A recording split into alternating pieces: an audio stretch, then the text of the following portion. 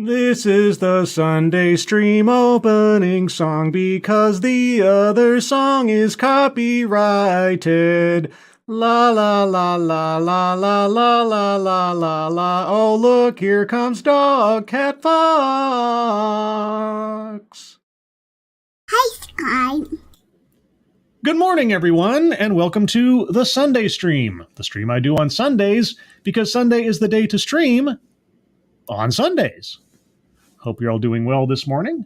Welcome to part 2 of my look at a panel discussion about restorative justice design, or designing for restorative justice.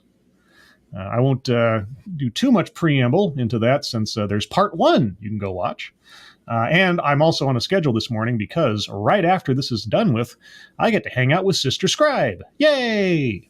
But before we get into it, who's joining me this morning, this beautiful Sunday morning? Data Wasteland, Matt Barnes, Funtime Bats, Mike R, Some Unknown Nation, Keeverdam, let's see, Seftus Wolf, Ryan R, no relation to Mike R, as far as I know, Malademna, did I get that right? Malademna? Mike Savage, Blarg, a Scannerd Athlete, Luke Skywalker 2, Bridget, Resolute Germ, good morning to you, good morning to you. So, yes, we're into part 2 of this. Very brief synopsis. We were given examples by our experts of a traveling museum in Colombia, actual Colombia, not British Columbia. That was my mistake. And then a stationary, halfway house thing for juvenile offenders where they look at boxes to restore themselves. I have no idea. I had thought we'd be hearing about design, how you design for restorative justice. We haven't gotten to that part yet, as far as I can tell. So we're starting off exactly where we left off last time, where our speaker here was saying something about the democratization of design, or buildings that are designed for democracy, or something. I didn't quite get it then. I don't know if I'll get it now, but we'll find out together. So I'll start off with a few seconds for a sound test. You guys tell me if you can hear it, and then we'll proceed. I'm going to go at most an hour and a half today because, again, in an hour and a half, Sister Scribe shows up, and then I got to go. So there you go. A couple more hellos. Jake Tungseth, No Name, Spud Gun, Simon Willikins, and I think that's Arc 210. There you go. Anybody else? If I missed you, I apologize. Also, be sure to take a look at the links at the top of the chat box to GoFundMe's for our friends Shady Grin, Angry Illinoisian, and his kitten. Their friends and loved ones could certainly use your help if you have a couple of bucks to spare. And with that, let's proceed. The objective of my research program is to support and promote new work by emerging scholars to shift the focus of architecture research explicitly toward social justice topics. And so, wait, the focus of your work is to bring attention to other people's work. So, you're just a glorified PR agent or something? Jake Tungseth says, Jake Tungseth sounds good. Jake Tungseth says, sounds good. Sally sells seashells by the seashore. All right. In my research projects, I investigate these broad questions in 3 research areas. First, spaces of education, housing, and third, spatial activism. Spatial did we hear that last time? I can't remember. I remember spatial justice. I've come across that before. Spatial activism. Okay. And I'm an architectural historian, so I bring past efforts for social justice and architecture into dialogue with current efforts so the latter can build on them. What? You're an architectural historian. Okay, could you give me an example of restorative justice architecture from the past? You know, before this became a fad or something? And just as a side note, I don't know if it occurred to me in the last broadcast. I don't remember. But I was on the AAA stream the other day, and I was kind of explaining what this presentation was. And an analogy came to mind Again, I don't know if I brought this up in the last one, and if I did, my memory sucks. But remember in Ghostbusters, the original Ghostbusters, not the real Ghostbusters, the original Ghostbusters, how the building that Dana Barrett lived in was designed specifically to be basically a radio tower to another dimension kind of thing. That's how it was designed. It was built that way. That's what I kind of, in my funny head, imagine as to what restorative justice design is meant to do, that the angles and the materials used are somehow going to focus psychic energy onto restoration of persons' minds or something. Yeah, because I don't know what else I'm supposed to think when I hear restorative justice design. And so far, our speakers have not told us what restorative justice design is meant to look like or what the rules are. So that's where I'm coming from on this. And in addition to leading specific projects under these three main areas, I'm also collaborating with colleagues on projects that fall under the broad umbrella of my chair. And it's one of these projects is transitional justice. And this has been, as Professor Cynthia Hammond has explained, a collaboration initiated by her, and 3 or 4 years ago now. You spent 4 years on what? And it was the case study of Montes de Maria Itinerant Museum of Memory and Identity that Greg Labros has just presented that captured my attention as the right scale model for an undergraduate studio. It's a bottom-up community-driven project.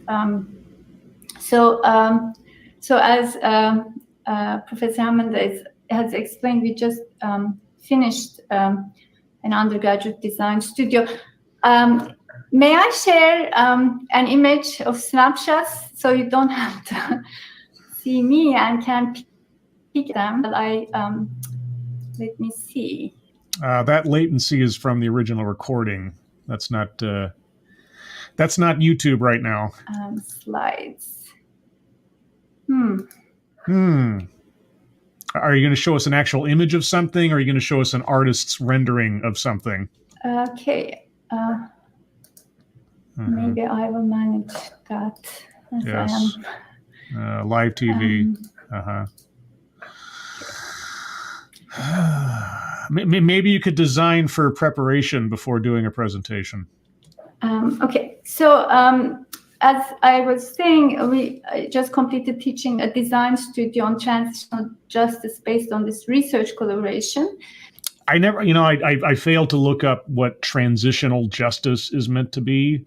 From context clues, I'm guessing it has something to do with, moving from one governmental system to another, or one societal shift to another. So like the end of apartheid and that space between could be seen as a transitional justice period.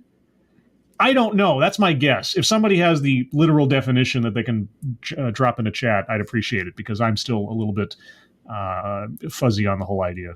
The research materials presented on the project website, such as case studies, interviews with transitional justice practitioners, people who have gone through transitional justice processes, and architects, became a resource for the studio to draw from. Dr. Hammond, our collaborator, Dr. Luis Sotelo Castro, they have given guest talks and participated in reviews along with research assistants Greg Labros and Marcela Torres Milano. Okay, now one thing, just as an observation, between the previous model that they showed us from the students in the first part and now this deal here, and I know it's harder to see now that she's shrunk it, but I'm seeing a lot of circles in the designs so far, the actual architectural design, circles and curves, right? Now, restorative justice is big on circles. They're big on people sitting in circles. They're big on not denoting any particular hierarchy in the discussions, even though there's an inherent hierarchy between the victim and the offender and the people that are overseeing it. So circles seems to be one of the rules for restorative justice design, as I've seen it so far. Research is one way to push for change, and I'm thrilled to be able to bring my collaborative research into the classroom, into teaching. Yes, I can tell by your demeanor you're thrilled.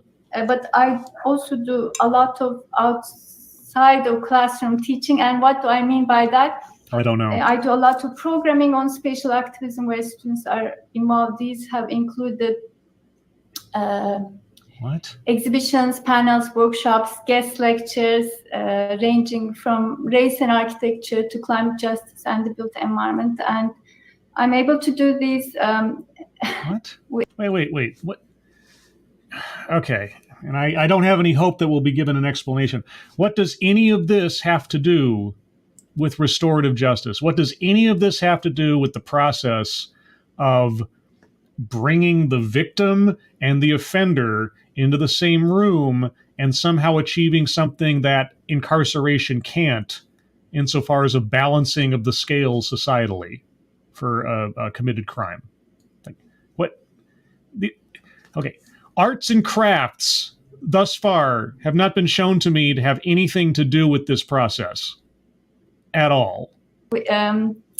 Thanks to the resources of the research group on democracy, space, and technology, which I coordinate under the Yan Lin Center. Whoa, okay. I firmly believe we need to start any change from education. Start any change from education. Okay, so get them while they're young. Yeah, I know I've heard that a lot lately. On the off chance she doesn't read this herself, and given her accent, on the off chance it can't be understood if she does, for those of you listening at home, there is a slide up right now that is showing a abstract art deal of people putting together a model. And there's words surrounding these things. Today, my community is rebuilding itself. Okay. And rebuilding a place where we can listen to, and then there are 3 continuations from that, where we can listen to the silence of the missing, the voices, got my throat catcher, the voices of our community, and the song of hope. Okay. Architecture has a profession, has a whiteness problem, and by whiteness, of course, I'm not referring to skin color. I'm referring. It has a whiteness problem, but by whiteness, I'm not referring to skin color. Oh, okay. Well, then what are you referring to? And if not referring to skin color in this context, well, why call it white? To a system of privilege. A system of privilege. Oh, okay. Well, gosh, what is that system of privilege then based on, given the term you just used, might I ask? But it doesn't have to do with skin color. What? Are you kidding me right now? An authority. And as Diana Van Bern points out, I've listened to her lectures online. So have I. I've listened to Deanna Van Buren's lecture online from TED from several years ago. It was it was amazing. Architects are trained to serve the 1%, and my professor. Architects are trained to serve the 1%. Well, what? Is that true? I'm not an architect. Are architects trained to serve the 1%? Goal as an educator is to counter this culture head on. So my focus on spatial justice as educator has meant not only addressing what we teach, but the content, but also how we teach it. And okay, so so tell me how you're teaching for not the 1%. Or okay, so all right, you've set up an example of a kind. Architects are trained to service the 1%. All right. And you do the opposite by... And the studio has been a great achievement in that respect. How? The students have been very active, and it's been a collaborative process with them as well. And there's no collaboration in your regular old architecture school? What? If you're going to bring up that kind of I mean, not only an example, but also an accusation. You have to follow it up with something in contrasting from it. So when do we get to that part? Because I don't even know what you're doing right now. Are you not teaching architectural design? If you're focused on restorative justice spaces and designing for restorative justice, then in effect you are an architectural school or an architectural professor, teacher, right? Of a kind. Okay, so you don't service the 1%. What does it mean to not service the 1%? What do you mean by the accusation that architects only service the 1%? Maybe you guys are talking inside baseball amongst yourselves because you're all experts in this stuff and you don't need to explain it. You don't feel like you need to. But then I have to ask, who is this presentation for? If it's just for yourselves, why bother putting it out into the public square for educational purposes? And I suppose some of them are in the audience, so I congratulate all of them. On what? For participating. I congratulate you all for participating. Oh, you get a ribbon. You showed up. Here's your ribbon. By choice, it was an option studio in this process of collective learning. So I want to move to the third final part of my presentation. Okay. So spatial justice and how it's related to restorative and transitional justice. Spatial justice itself can be considered a subset of social justice, which is about the equitable distribution of resources and opportunities in a society. It's very different at first glance from restorative or transitional justice, but there is an important link which not discovered, but which this research project brought to light. Okay, I am dying to know what revelations came to you through this research. Proceed. So restorative justice is about how different voices, victim, offender, and witnesses can be called upon to find a way forward in a situation where an offense has been created.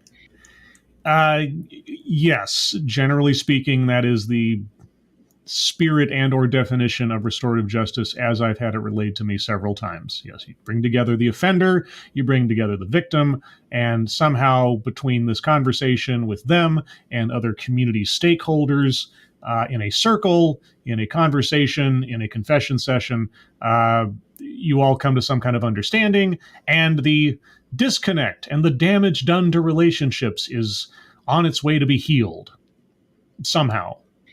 And the question is, can restorative justice contribute to social justice?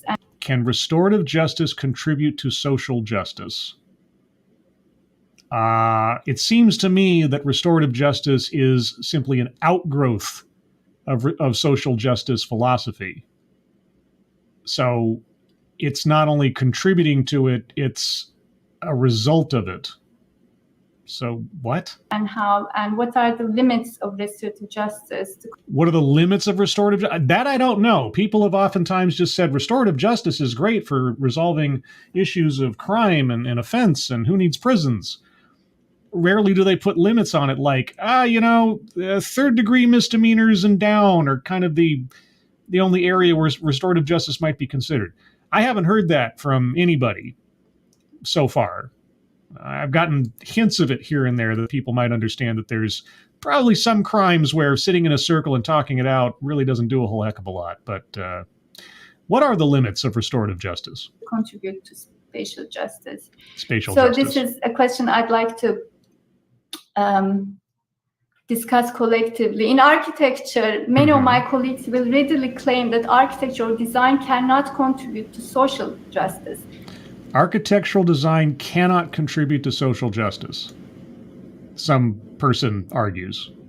Okay. Because social justice, in their view, requires restructuring the economy, redressing other people subject to discrimination and intergenerational disposition. It's too big for architecture, they will claim. Well, yes. If you have a building standing out in a field, that building is, for all intents and purposes, and literally speaking, an inanimate object. It is not a mechanism for society. It might represent something in society, like let's say it's a school or a courthouse or a bank. But other than that, yeah, no, the architecture does not magically influence people's minds, as far as I know. So he's not wrong there. It is about economy. It is about society. It is about socialization, etc. Okay, tell me he's wrong. And then there are those who will go into impoverished communities, not at McGill since the 80s, with the rise of terminology in architectural history and theory, perhaps, but still prevalent in places like rural Alabama, where white instructors and students will go into African American communities and build homes for them in a model of charity. Yeah. So beyond those two models, we can't do anything towards social justice, and we'll go and help the impoverished others. What? Wait. Okay, and again, it's a lot due to her thick accent. I am having a hard time understanding some of what she's saying. Is she unhappy with people? I mean, it sounded like she was talking about like Habitat for Humanity. I guess. I don't know. Would you say Arkansas? What? There must be other ways we can explore. Oh, okay. I'm not even quite sure I understood the first examples you gave, but all right. What other examples can we explore? And I can imagine restorative justice practitioners saying similar things, like restorative justice is about reforming the criminal justice system. Yeah. Social justice requires restructuring the economy, and how can restorative justice practices at the level of individuals relate to that? Yeah. And I'm sure those discussions are happening. And you're not going to have it here? What are you talking about right now? Because I'm lost. However, it seems reducing the impact of imprisonment, which leads to unequal burdens of employment, debt, with interest burdens and so forth, avoiding the criminal justice system can contribute to advancing social justice. Avoiding the criminal justice system. Yeah, no, I agree. I agree. Not committing crimes probably advances society more than if you were committing crimes. That's true. Unless you're like evading law enforcement, then maybe not. But I don't know what you're talking about because I don't know what you're talking about. So in the studio, thinking about spaces of restorative and transitional justice has meant thinking through the social context of crimes and understanding how social justice or injustice is historically created by criminal acts ranging from colonialism to denying humanity to certain groups. So it has really expanded our understanding of social and spatial justice. So I'll end at that. Thank you. What? Yeah, because when we're talking about crimes, we're obviously talking about large historical systems of behavior between nation states. We're not talking about murder or theft or something when we're talking about restorative justice in the modern day. Okay, you take tax money for what you do again, right? Somebody's going to say, thank you, doctor, whatever, that was wonderful. Or that was great, right? Come on. You can do it. But Deanna Van Buren, somebody say something. Please. Thank you to Cynthia, Greg, and IPAC. It was great hearing about your work and that website. It was great. You made absolutely no sense and talked about nothing in particular and just went all over the place. And oh yeah, your website. You made a website with taxpayer money and it's great. Yeah. It looks amazing. Deanna and I are going to Yay. do the last presentation here. Yay. And we are going to be focusing on spaces for survivors. Okay. Particularly thinking about survivors of violence. And in doing this, we are going to be talking about the methodology that we used to include criminal justice and restorative justice practitioners, as well as violence survivors and those who've committed violence in designing spaces. Okay, this might actually start getting to the meat of what I was hoping to get at this whole time. So we got Deanna Van Buren, who was the inspiration for me starting this in the first place, because I'd done that TED talk about her so long ago. And so now maybe we'll hear about the whole criminal justice, restorative justice model, replacement, etc. Report on some of the findings that we found, and also look at some of the renderings that Deanna and her team at Designing Justice, Designing Spaces are creating based on those findings, and then also renderings, real world spaces, which are exemplifying these particular good kinds of design elements. Good. What are the design elements? That's the part I'm waiting for. I want to know what magical, Euclidean genius contributes to restorative justice specifically. So you're going to, in the course of this research, we kind of where we're going to focus is on research and design of a prosecutor's office, a restorative justice space, and then a collection of other kinds of spaces. And you will just see on the bottom there, this link actually takes you to a toolkit, which is related to something that we're going to be presenting here. So if you're looking for a practical toolkit to think about how to apply some of what you're hearing today in your own settings, this is one example of a place to go. And you can also go to Designing Spaces, Designing Justice, Designing Spaces, where you see the website here for more information as well.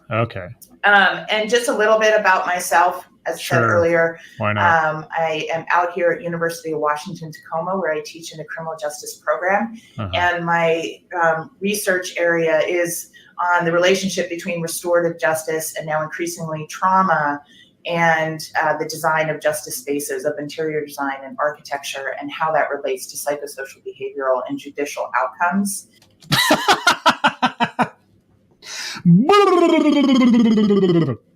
And also just want to note that I am here in Tacoma. I'm on the ancestral homelands of the Coast Salish people, specifically the Pecoraro tribe.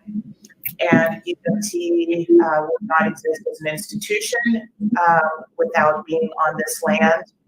Why are you there? Why are you occupying somebody else's land? Like I said last time, it's like, I'm going to cross over to somebody else's property and then stand there and say, hey, just so you know, I'm standing in somebody else's property, and then just continue standing there.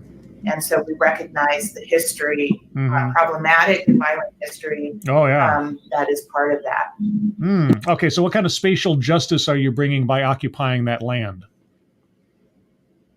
I don't know why I asked these questions. Deanna, do you want to say a little bit more about yourself before we dig in? Yeah, I'm an architect. And I started a firm designing spaces to end mass incarceration, beginning with restorative justice spaces. Yeah, how's that going? How's that Oakland project that was profiled in your TED Talk? So it's been an incredible journey, and working with Barb for 10 years. And I got kicked out of my presentation, so I'm trying to get it back. Okay. Well, why don't I get started anyway while you're bringing that back? So as I mentioned, we want to tell you about some research and design projects. Yes. And we wanted to start by telling you a little bit about the methodology that we use. Yes, please. Something specific. Please. To find out from people what kind of designs they want in their spaces. Whoa, no. Okay, is there a design schema for restorative justice, or isn't there? If you have to go to people and ask them what they want in the restorative justice spaces, then you don't have a theory, do you? Or am I missing something here? What? Based on how they want to be feeling in those spaces. Oh, okay. All right. Okay. So you know how to design to elicit feelings. All right, good. All right. And what are the design characteristics that are going to lead them to have those feelings? Yes. And so the work of Designing Justice, Designing Spaces pre-COVID was very much in person with design workshops. The projects that we're talking about today have been done since COVID. And so we have actually moved into the virtual realm and are using virtual methodologies where virtual methodologies. We have an electronic survey which goes out for people to complete. And one of the things that makes this very unique is that it's a very visual-based survey. Oh, wow. A survey about architectural design is very visual based.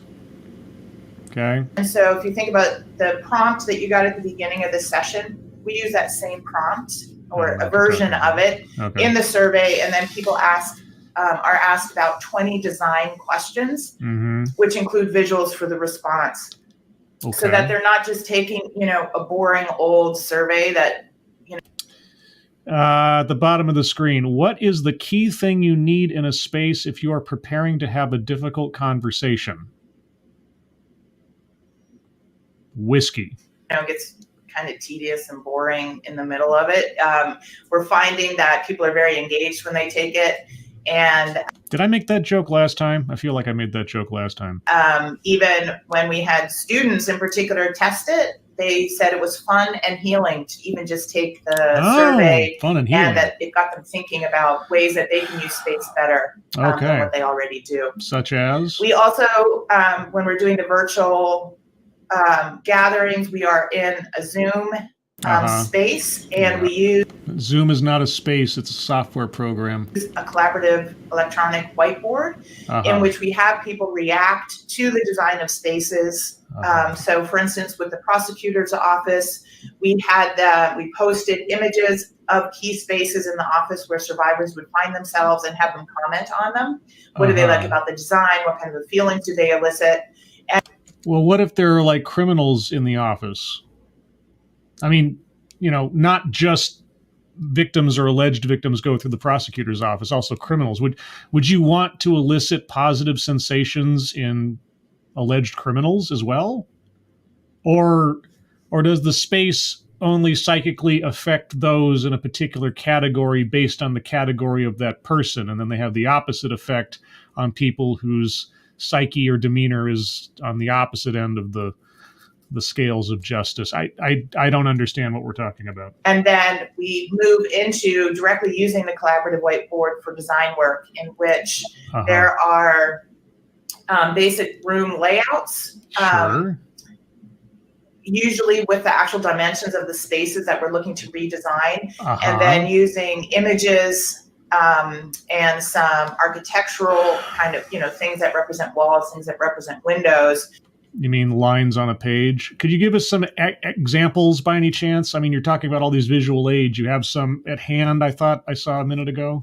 People actually decide how they want those particular spaces to look by moving images into the space.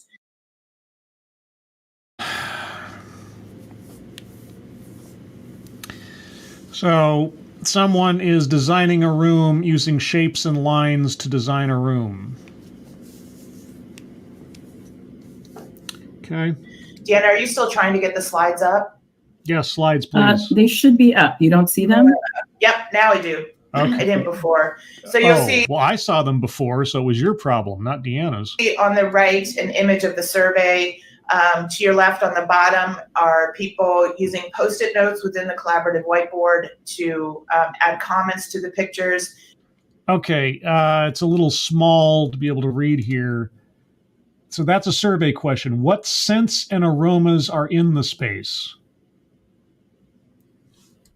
I mean, which ones do I want in the space? So are you floral designers as well? What? And then at the top, you see how participants are moving images into design plans to design them. Okay. So go ahead. Then in terms of analysis, we're using all of this as part of our data. We're also recording all of these sessions, so we have the actual transcripts and the verbatim quotes that we can be using.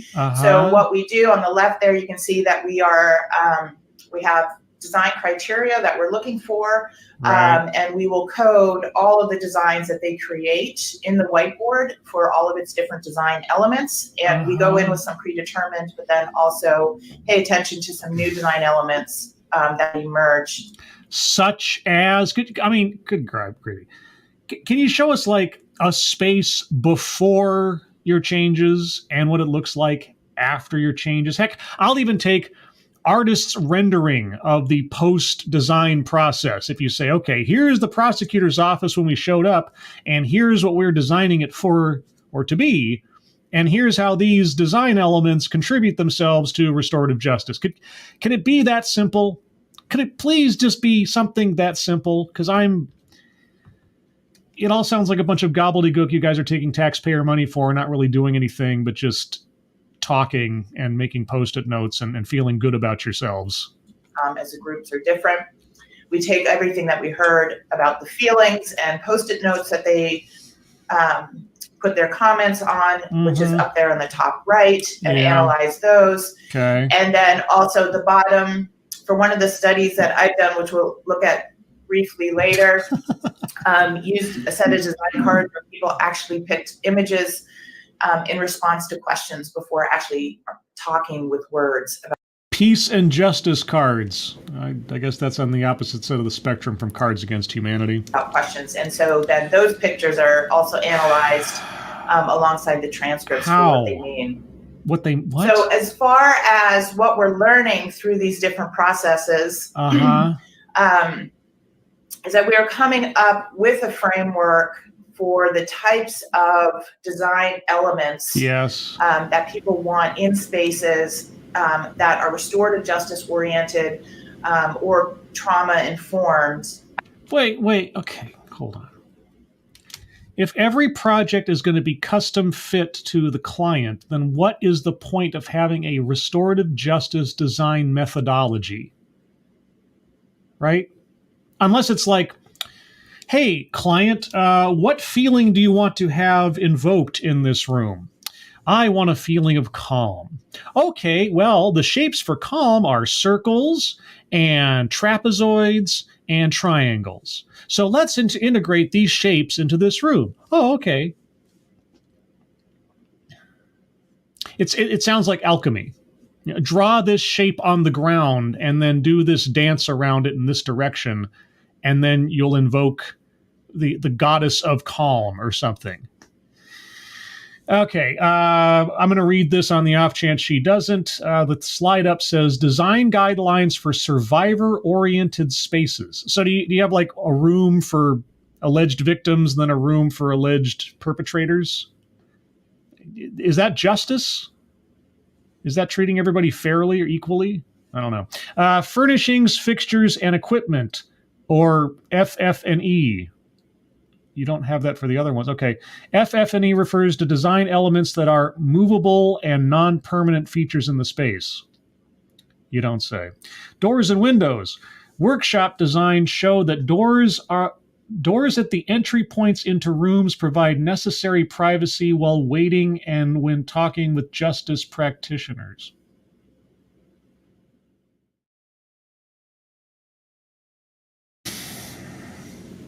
Do you mean to tell me that doors can close and are, generally speaking, non-transparent? What about the windows? Finishes and materials. Finishes and materials include colors and flooring. Okay. You get paid to do this? Objects of comfort. Tell me, how about teddy bears and bean bags and wall hangings and paintings? Such objects of comfort are design elements that have the potential to directly and immediately improve the well-being of the person using the room because of their particular functionality. They are usually objects that can be held and interacted with. Oh, okay. It sounds like preschool. Sensory elements. The term sensory elements refers to design elements that engage the senses.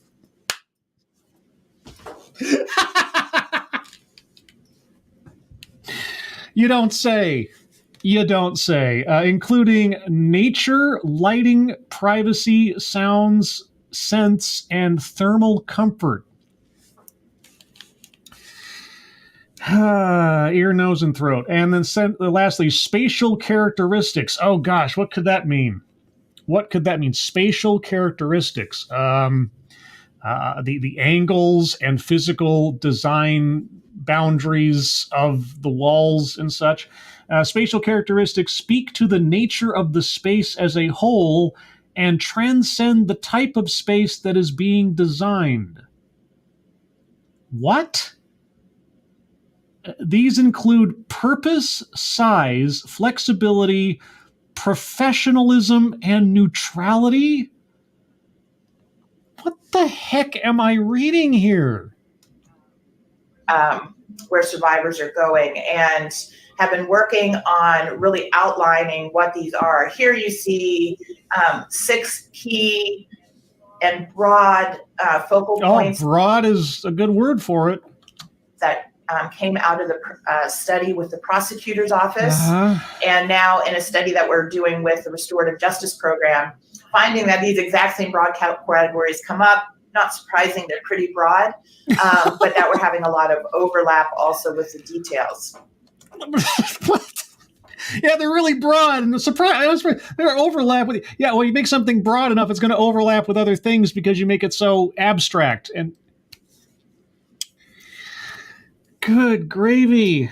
Next slide. You get paid for this? What we're also finding is that when we match their designs with what they're saying in the actual transcript while they're talking, we're able to make some pretty clear links between the design elements that they're talking about, feelings that they want to have within the space, and then also how that connects to their experience with the justice system.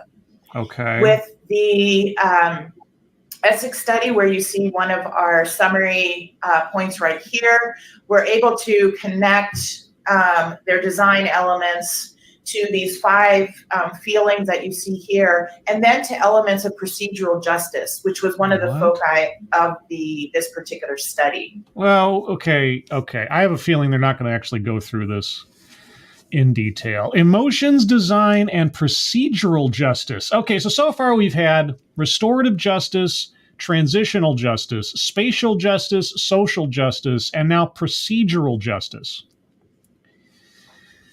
All right. Emotions. Calm. All right. I brought up calm before. Okay, calm. Design elements. Seating, furnishing, art, date/tech. Doors and windows, color, flooring, textures. Nature, lighting, privacy, sounds, scents. Distractions, resources, purpose, size, flexibility, neutrality.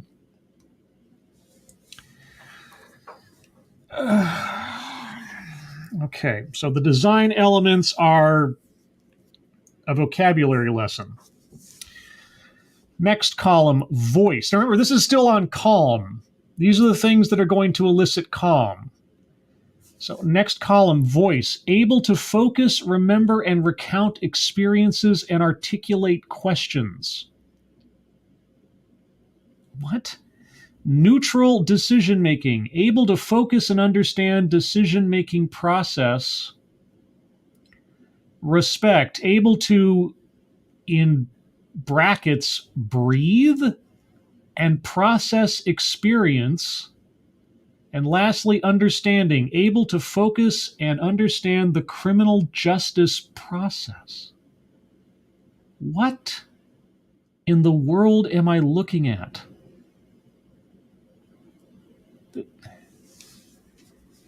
Okay, I am obviously an absolute pleb. I am just too dumb to understand the brilliance of what I'm looking at, obviously.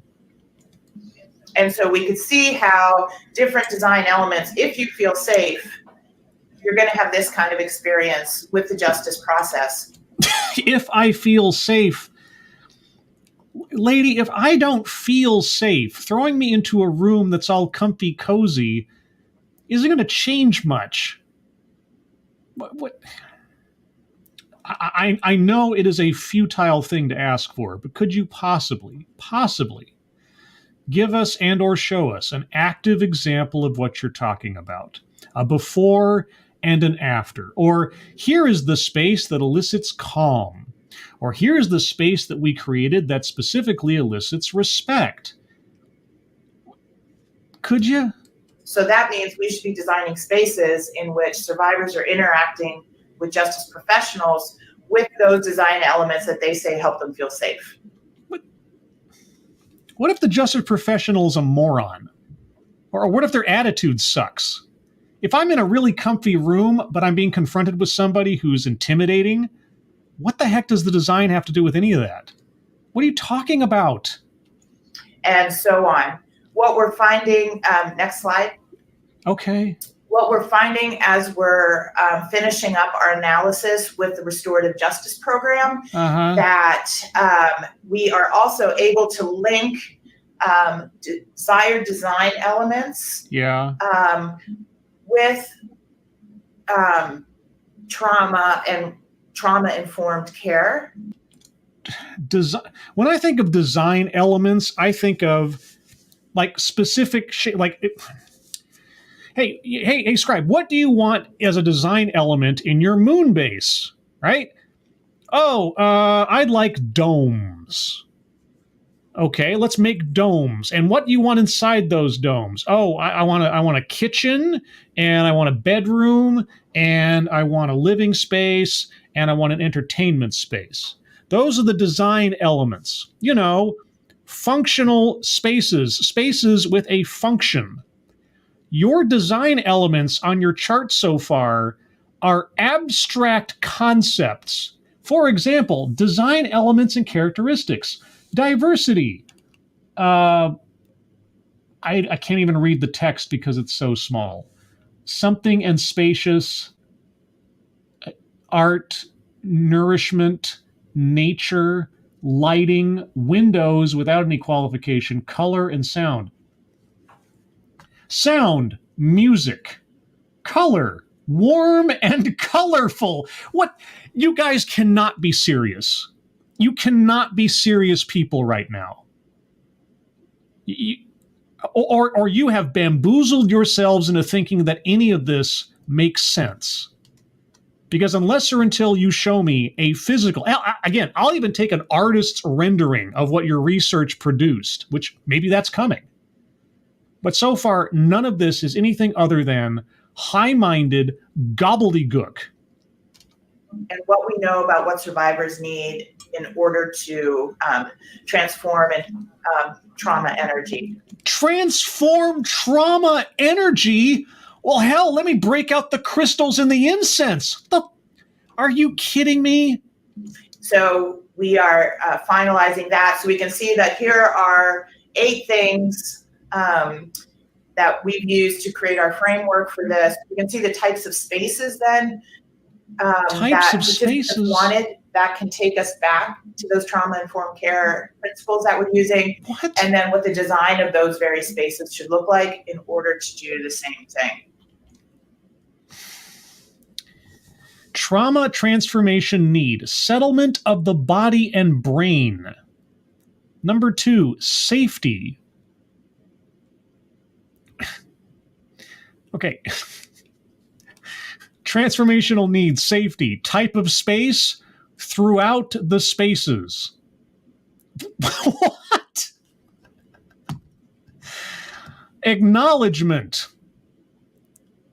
Type of space, reception lobby, restorative justice circle space, harmed party, meeting and lounge spaces, responsible party, meeting, lounge, and computer spaces. The responsible party, are you talking about the crime committed? Is there a due process step that takes place before this to determine those 2 roles as being true? Relationship. Reception lobby, restorative justice, circle spaces, gathering spaces, kitchen. Oh my God. Okay. All right. So we've been taking these findings and really starting to organize them around kind of established theories for justice that are meant to better serve victims. What? Oh my God. You guys are paid for this. Okay. Can you all... Look at that space. Look at that space. Boy, that just exudes calm, doesn't it? That just exudes respect. It's a box with some cheap chairs in it. Please tell me this is the before picture. This is the before picture, right? Okay, I'm willing to accept that this is the before picture. Hear me all right? Yeah, I can hear you. Mm-hmm. Great. So I'm going to show how we've been spatializing some of these. Okay. So you're looking at the waiting room in the lobby of the Essex County Prosecutor's Office. Okay. And this space, along with a lot of other spaces, were eliciting feelings from folks coming here of anxiety. They felt unsafe. If you're coming to the prosecutor's office, whether you are a potential victim or you're a potential criminal, feeling comfortable kind of goes out the window first and foremost. If I found myself in a prosecutor's office for anything other than a tour or something, I think I would not feel comfortable as a matter of course. But okay, if this is the before picture, I will grant you it's pretty bleak looking. All right. What if I come in there as let's just go past and just say I am a convicted criminal. If I go in there, what does it matter how comfortable I am as I wait to see the prosecutor? What does that have to do with anything in the course of the restorative justice process in the waiting room? Were distrustful of the process. They felt insignificant. Well, against the force of the criminal justice system, I would hope a criminal feels insignificant. You can see it as none of the findings embedded in it, right? It's too small. It's cramped. The finishes are hard. Institutional lighting is terrible, broken. It's almost like public money was used to pay for something because they have to work on the cheap. Even there's no art, there's no color, there's no nature, there's no windows. And all the spaces pretty much look like this. And folks are waiting in here for hours to talk about the death of a loved one. Sometimes suspects are in here. You can have 15 people in this space. So we are not surprised to find that this is the feelings that it was eliciting. And so is the space eliciting that? Or is the context of the space eliciting that? So if I'm going to the prosecutor's office to discuss the death of a loved one, somehow that's going to be mitigated by some ferns and some nice paintings? I just imagine, like, okay, as compared to that picture she just showed us, my dentist's waiting room, right? The dentist that I go to, they have some comfy chairs, they have some nice carpet, they got some paintings on the wall, they got some, fake plants around. It's not a blank, cold space, right? Right. Now, I just imagine in my mind's eye taking that same space, transferring it over to the prosecutor's office, but instead of sitting down to get my teeth cleaned, I'm sitting down to discuss the murder of a loved one. Golly, I don't know. Would that make the situation better? Would that bring my loved one slightly back to life or something? What we heard is what people want to feel is they want to feel calm. They want to feel safe. They want to feel cared for. They want to feel confident in the system and respected. So what you're asking for is a Potemkin village. No matter how effective the system is, let's say it's absolute garbage. Let's say the system is untrustworthy 100%. But as long as the waiting room space is nice, and I feel like I can trust the system, Am I off base here? Maybe I'm just being cynical for the sake of being cynical. I don't know. At this point, I don't know. So we've been taking sort of approach about really making this more of a living room, right? A domestic space. We opened it up. We started to create niches and nooks that elicited prospect and refuge, right? So I feel contained, but I can see. We added elements of nature. We added in fake windows. We put in lighting that was soft. Yeah, nothing spells trust like false pretense. Yeah, here's a fake window. You trust us now? Here's a fake plant. You trust us now? Oh, here's a nook. You can sit in a nook. It'll make you feel better about your murdered loved one while you sit in a nook. Often controllable through dimmers, representations of nature in art so that we can reduce people's heart rate when they come in. Objects of comfort like coffee and tea, puzzles to play with, games. Yeah, I'm facing 20 to life for murder. Boy, my heart rate's going to go down when I see a picture of a deer. Soft seating, cushions, pillows, and redid all of the finishes. And this is really also coming from the data, right? This is what we're hearing people were asking for. And I think one of the challenges with restorative justice spaces is that we need to provide visibility. People need to be able to see, but they also need privacy. Well, what if I'm blind? What do I do then? What do you do for me if I'm blind, if I can't see any of your tweaks in your interior design? So looking at a lot of translucent surfaces, moving walls, things that we can begin to support those sort of sometimes diametrically opposed needs. Okay, does the prosecutor's office have the budget for all of this nonsense? And at Common Justice, right, this is their main space that folks come into. No, it's not. That's a drawing. Common Justice? Do you have a picture of the place, or is this still just a render? I mean, again, I'll take a rendering so far as like to demonstrate design, but to say that this is the space, why don't you show us a picture of the space? Okay, so this is the calming restorative justice space, huh? We saw a lot of same things. They want to feel calm. They wanted to feel safe. They also wanted to feel uplifted. And being in New York City, they also wanted nature to come to the forefront, right? So representations of nature became much stronger in this design response. You'll also see the clustered seating, creating a diversity of seating. There's a water feature, very clear pathways to the kitchen so people can serve themselves. So you want justice spaces to be day spas. That's what I'm getting here. I'm looking at this, and if you showed this to me and I didn't have any other context for it, I'd say this was a waiting room for a day spa.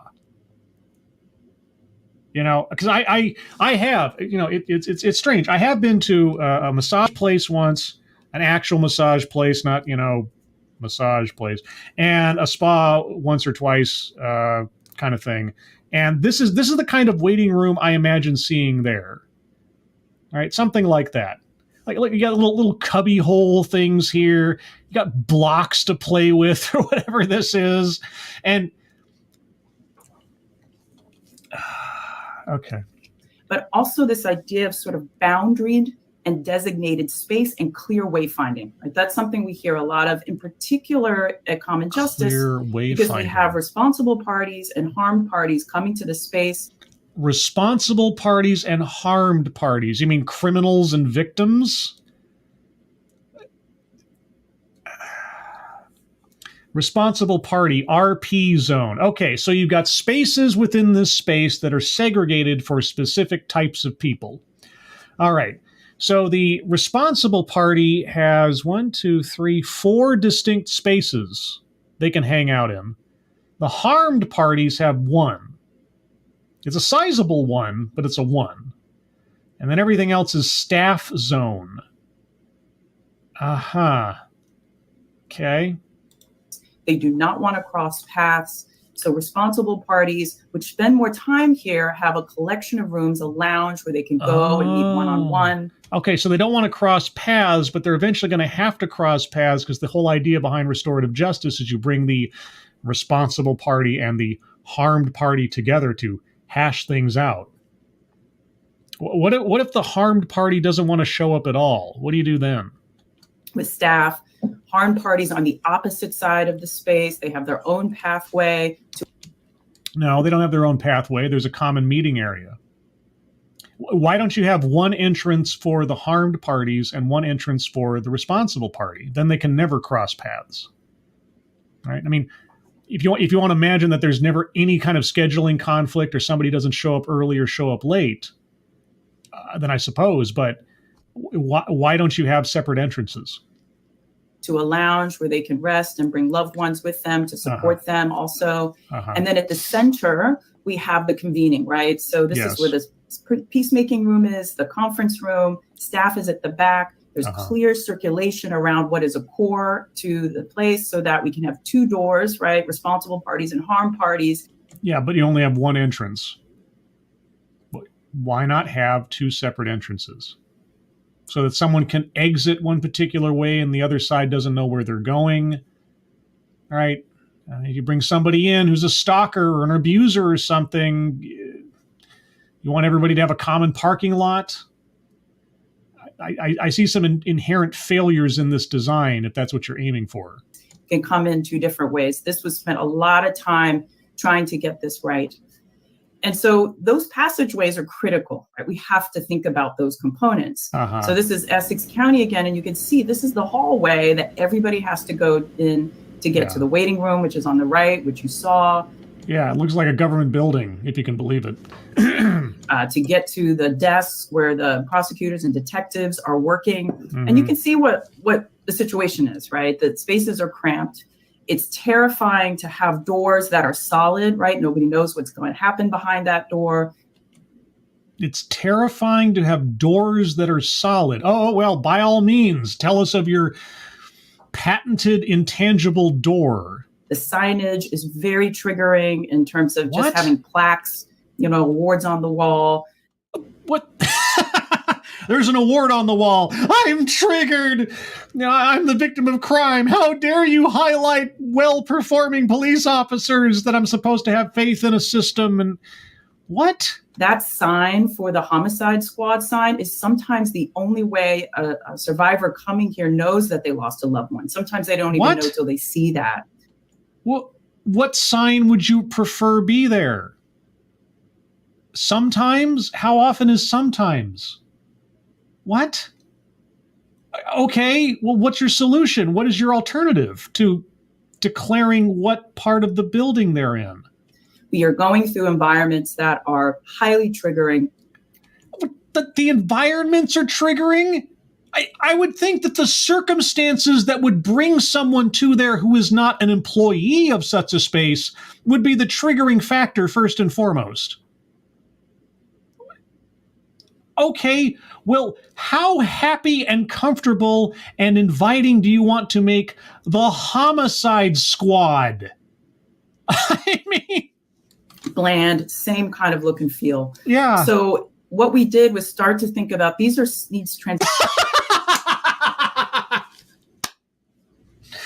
Welcome to the Essex County Homicide Squad. Here you'll find children blowing bubbles and tree patterns on the wall. Don't you feel better now about your dead loved one or being brought in under suspicion of murder? Boy, it just changes my whole perspective with bubble-blowing children in the prosecutor's office. Transitions that need to be safe.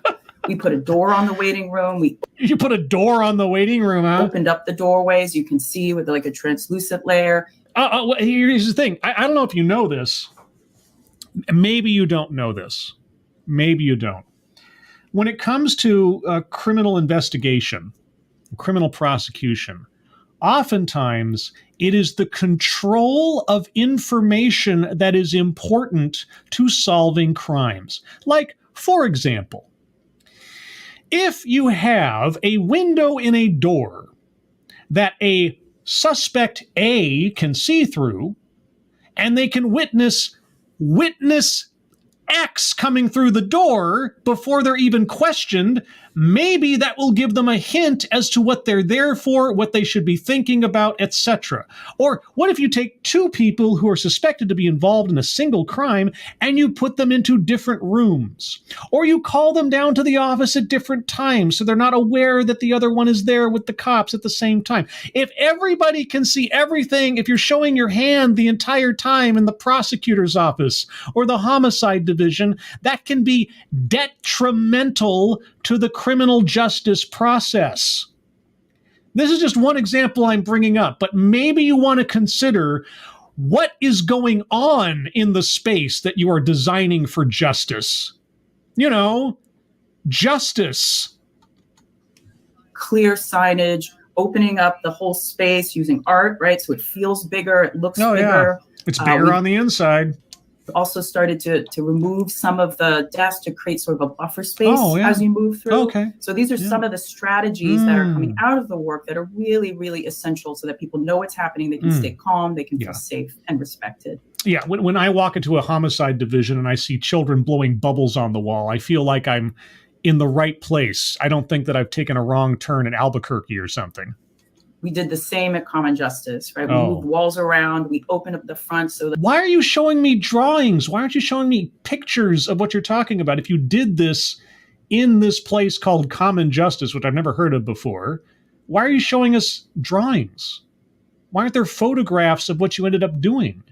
The whole space is flooded with daylight, natural light. Acoustics were very important to folks. They called it ear hustling, right? So we're always trying to navigate the visible privacy, need for transparency, but also the acoustic privacy that folks need. Whoa. So once you get through the passage, right, you're now in the space where you're really meeting with harmed and responsible parties. Well, that looks like a well-kept space. This is the before picture, right? Oh, and this is the Essex County Prosecutor's Office. Yeah, okay, I'll admit that looks a little under construction. You might be meeting with the prosecutor. These rooms are often multi-use, right? So you might be having a circle process in here, but you might also be having another kind of meeting. And so that was what was happening here in this conference room. The table is totally unable to be moved. You have those solid doors again. These spaces always need storage, so trash is piling up. Clutter and mess is also very anxiety producing. Do you care about people's privacy? Maybe that meeting isn't for public dissemination. Maybe the people attending don't want their identities known. You're talking about the prosecutor's office. What? Okay, what would you do to this space to make it more just? There was a whiteboard that would have totally inappropriate material on it, you know, cases and things like that. A whiteboard with cases on it in the prosecutor's office. Oh, that's totally inappropriate. What is going on today? So what we started to look at was like, how do we convene with care? What? We needed to create a sort of storage wall system so things could go into it, not the door system, but tucked into that is a kitchenette so that people can serve themselves. We created sliding whiteboards so you could hide and move things and use them. We clustered the seating again, foldable, movable things that can move to the side, right? So those are sort of simple furniture solutions, finishes solutions, lighting solution, all of these coming together to create a much more trauma-informed space for survivors. What if they're having a meeting with a serial killer? What if they're discussing a plea deal with a multi-murderer? Do you want the multi-murderer to feel safe? And what ultimate effect does that have on the course of the case that is being discussed? Wow, I feel really safe and great in here discussing the fact that my entire life savings was stolen by that criminal over there. Wow, that was a great meeting space. Let me go back to my hovel afterwards, or let me go back to my home where my wife no longer exists or something. Yeah, wow, I had a really, really great time in the prosecutor's office. Common Justice, very similar. They had some very clear needs for acoustic privacy. So starting to ramp that up through sort of acoustic wall panels, translucent windows so people could see but not see. See, but not see. Right. So these are the kinds of strategies, both at the micro scale and the macro scale in terms of layout, that is essential. And our toolkit that'll be coming out, Barb put one in the link. It has all of these. What are the accessories you need? What's the furniture you need? All of those, so that it's very practical, right? So that people can really use this and implement it in their own context. Oh yeah, because I have a really big budget for custom chintzy furniture like this. Yeah. Boy, oh boy, you know, if I'm operating on a shoestring budget, like I'm a nonprofit or I'm a prosecutor's office, and I have to decide, God, do I want to put my budget into interior design or into actually prosecuting cases? I don't know. Gosh. So when we start to look at where these have been built, right? So we have the research, we have sort of this sort of spatialization. We built some of these spaces, and some of them really came out of really robust community engaged processes. Oh, Restorative Justice, City of Oakland. Okay, now this is at least the territory that Deanna Van Buren was discussing in her TED Talk, that she wanted to build her big restorative justice center and, you know, supplement or replace the criminal justice system in the area. Okay, so I was most curious to find out what progress she has made in the last 5 or 6 years, however long ago the presentation was, in bringing that restorative justice space to life. We're bringing together stakeholders. This is Restorative Justice City Oakland, where we looked at a distributed network of hubs throughout the city of restorative justice spaces, types of schools and community centers.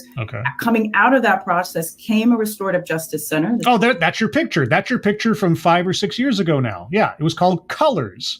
And Colors was going to be the restaurant at the bottom of the space where people that were coming out of jail could learn job skills and other things. And so most of the employees of Colors, the restaurant, would be ex-convicts or people transitioning from jail to, halfway house kind of stuff.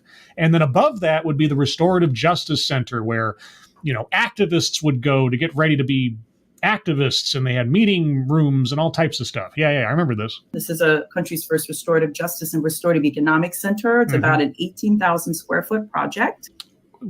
And how much progress have you made on that in the last 5 or 6 years? Is that a real photo over there? Like I see something here that looks like it might be a photograph out of life. Is that real, or is that just? And it has a whole collection of things in it.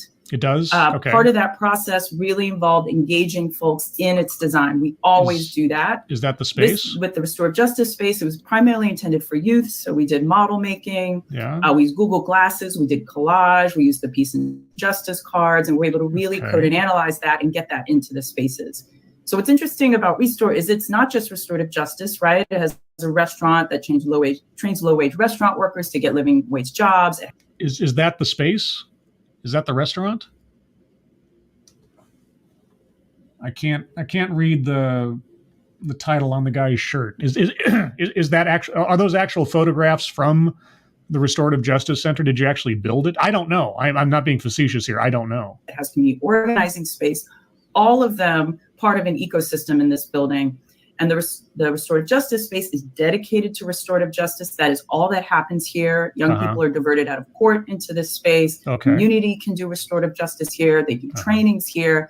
You can see a lot of the elements that we've been learning about are implemented. The biophilia, right? The nature, representations of nature, cool off space. The color is really calming. Light is bouncing in and into the space. There's an expression wall that absolutely came from the youth. And it's been a hugely successful space for the organization and for the community. Okay, well, first and foremost, not knowing the specifics, because this is how much research I've done on the follow-up on here. If she was actually successful in building her, facility and the restaurant and the whole 9 yards, and it actually exists, it's actually functioning, well, kudos to her. At the time that she made the presentation, I thought it was pretty much a long shot as to whether or not it would ever happen, or at least happen in the way that she described it. But if it's there, great. Okay. Well, hey. And if people are using it, great. What does that have to do with the prosecutor's office?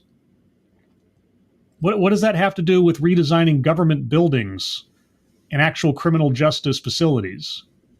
I mean, if your rec center restaurant or whatever is a diversionary program space for I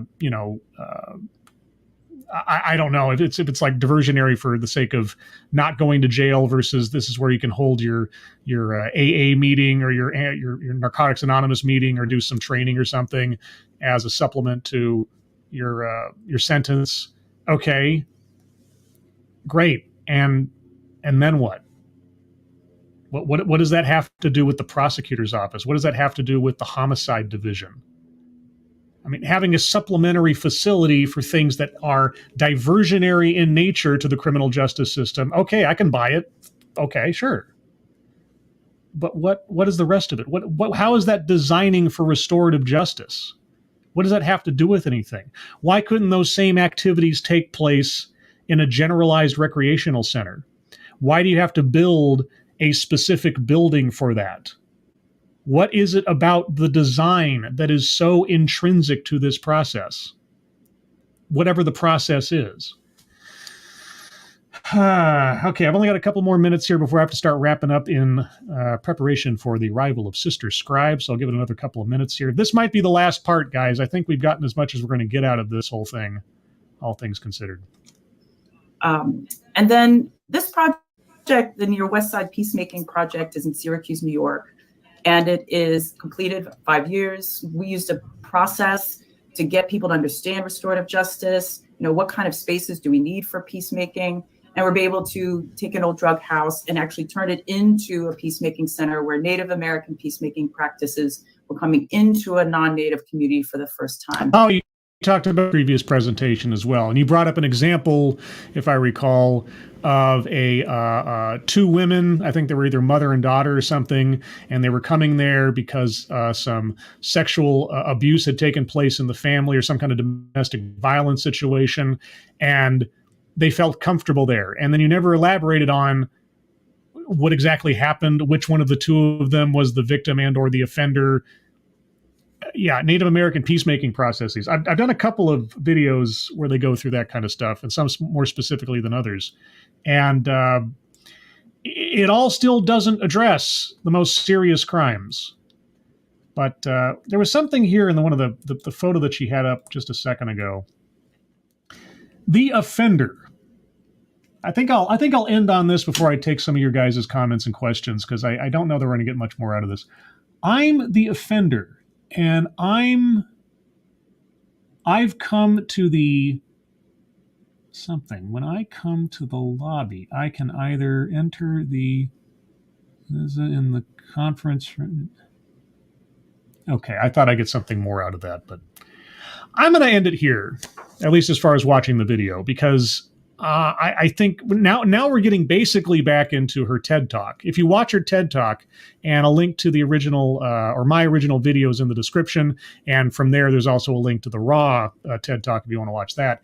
Now she's just going through elements of her previous presentation, except we're now 5 or 6 years along, and I guess she actually has built her Restorative Justice Center, which honestly, incredible feat. I'm still curious to know where all the money came from, but either way, I'm also curious to know how effective it's been, if they have any metrics on the effectiveness or the utility of it thus far. But anyway, let's go to some comments, some questions, some more hellos before I have to take off. Who else is here? I saw some people here I didn't say hi earlier. A guy in his room, hello. Yeah, they're acting like criminals, have the needs of children. I mean, if you design a space for comfort, it's not just for the comfort of the people you want to be comfortable. But then if the people who you don't mean to be comfortable come in and are comforted, but you don't care that they're comforted because they're the criminals, then what's the point of any of it in the first place?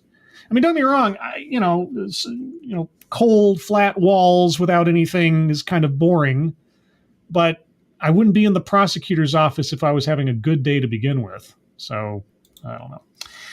Mike Savage, the scale of those images of rooms is bugging the hell out of me. The people are smaller than than implied by the space. She keeps talking about this common justice thing as though it really exists. And I guess maybe it does. But what they've done there, it's like, well, if they've done it, why don't you have a picture of it? Why is it artist rendering? Anyway, Malademna, I want slushies with free refills. I know, right? If the kitchenette is going to be there, it better be stocked with Dr. Pepper and Jack Daniels. I mean, otherwise, I'm not going to be comforted if I walk into that space. Jeez, man, they better get ready for me. Not that I ever want to be in a prosecutor's office, but anyway. Uzi Q, this shit will never come to fruition. Well, like I say, she was showing photographs that looked, from what my memory was, pretty close to the artist rendering of her restorative justice space back in the original presentation. So I think it really exists. I'm not sure why she didn't show an actual photograph of the building and still the artist rendering from 6 years ago, but I guess. Somnambular Nation, the space for the harm should be filled with American flags, bald eagles, Superman, and other symbols of justice. The space for the offenders should be like hell, lake of fire, tormented souls, etc. Yes. Obviously, that's what you want to do. And again, separate entrances. Why did they have separate entrances? That doesn't make any sense to me. Nope. And Sister Scribe is on her way, which means I got about 10 minutes or so. Bridget. Also, it doesn't matter that you do not believe you're referencing a specific skin color. You have implicated a specific race as responsible for all the world's evils. That is racism, pure and simple. Yeah, the whole whiteness thing. And by whiteness, I don't mean skin color. Yes, you do. Yes, you do. You're not fooling anybody. We know exactly what you mean. Why bring up that term at all? How is that pertinent to this in any way, shape, or form? I don't know. Kieverdam, you changed your ringtone? Well, I got a new phone a while ago, and the ringtone that I had was like hard-coded into that phone model. And so I got a new phone. It's not a smartphone. It's just a better dumb phone, because my old phone was on 3G, and 3G's like going away this month or next month or something, or this year. So I had to upgrade to a 4G dumb phone. And the alert sound it had embedded was stupid. And so I put in the opening cue to the show The Shield as my alert sound for messages. That's what it is. Ringtone's the same. The alert sound is different. I saw some other people in the list here that I didn't get to in comments earlier. Let me scroll up. Ebony Williams, Scribelight. This reminds me of that TEDx8 you did about the one Indigenous woman from Canada with her own brand of restorative justice. Yes, that's the one I was thinking of when she was talking about the Native American justice practices. Because until that TEDx talk, where we had an actual practitioner describe the process bit by bit, and it was very complex. I mean, it looked about as complex as a regular criminal justice system, except it all had to do with forgiveness, etc. Yeah, that's what I was thinking of, because I wasn't, if you recall, and I think it's pretty easy to recall, in that particular presentation, I really wasn't all that convinced that what I was being shown made a whole lot of sense in the real world. Again, there are instances and there are circumstances where a generalized restorative justice approach might make some sense. I usually think of that in terms of juvenile crime. You know, some kid shoplifts, right? Or some kid breaks a window. And instead of sending the kid off to prison because they're still a kid, you find some other way to demonstrate to them the enormity of what they've done and the risks they're putting themselves at by committing such offenses, and also making amends of some kind to the property owner or whoever else. And these are for like minor crimes. No pun intended, but I'll take it. Not for things like adult crimes of assault or murder, you know, that kind of stuff. That stuff doesn't make a whole lot of sense.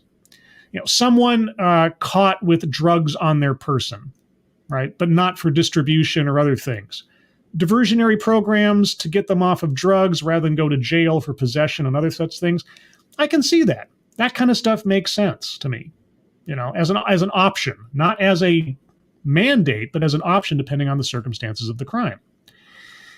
But it always comes to a point where it's like, what do you do about the Ted Bundy? What do you do about the Bernie Madoff? You know, there's a certain point at which these crimes don't make a lot of sense to sit down in a circle and just talk it out. Let's see. And a guy in his room again. All these woke buzzwords are seriously their own made-up Tolkien-type language. It really is, because you listen to what that one lady was saying a few minutes ago, the lady with the accent, and just belting out terms and things, and it's all just, it's fluff, right? It's sophistry, at least to me. I mean, I'm not a criminal justice academic. I'm not a restorative justice expert, but when I listen to it just as a layman trying to understand what they're talking about, it's just words. It's just verbal diarrhea meant to sound smart without actually saying anything. Jeanette E. Hellis, this is what I'm looking for. But I still haven't found what I'm looking for. Well, I'm glad you found whatever it was you're looking for back when you said this about half an hour ago. Okay, well, with that, let's see. And Mike R., A World Without Prisons. Yes, A World Without Prisons. That was her thesis, essentially, in the original presentation. And to this point, I have not yet, whether it's Deanna Van Buren or anybody else, I have not yet seen an effective argument to me of what would conceivably replace prisons given the function that prisons serve. And after this presentation, I still haven't been convinced as to what restorative design is meant to do in a functional manner other than make you feel calm or feel like you're at a day spa. Because if you have to go to some place to deal with justice, restorative justice, criminal justice, or otherwise, yeah, I guess your experience can be made a little lighter if there's a tree in the room, but you're still there because something terrible has happened or you've done something terrible. And I don't think nice scents, nice sounds, or transparent doors are going to alleviate that all that much, because eventually you're going to have to leave that space and go back to your cell or go back to your empty home. And it doesn't really matter what somebody else's interior decorating has done for you in the interim.